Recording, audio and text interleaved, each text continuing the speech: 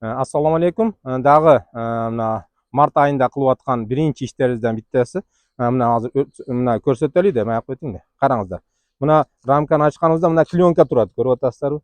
Бул клеенка эмне десеңер, бул арычылар билет эми, арычы эместерге кызыгы болсо айтып коелу. Буларды ушу кышта канди деп коебуз биз. Асалды мына канттын унуна аралаштырып бергенбиз. Мына ошону жеп бүткөн ары. Көрүп атасыздар, уже ары өзү мына тазалап атат. Мына көрүп атасыздар.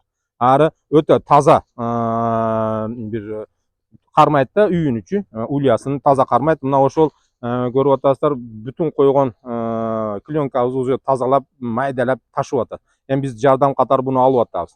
Дагы бир сыр, биз мындай кылабыз. Мына буну алгандан кийин мына жерге таштап койсок, ушул жерде бунда остатка калат да, мына асалдан. Ошол жерде уже арылар келип, бири-бирине напасть кылышы мүмкүн, мына урушушу мүмкүн.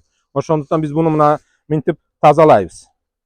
Тазалап, что арылар келип напад болбосун, бири-бири менен урушпасын деп туруп тазалап алып чыгып кетебиз. И биздин пасека дагы таза турат, и арын ичи дагы таза турат, көрүп атасыздар.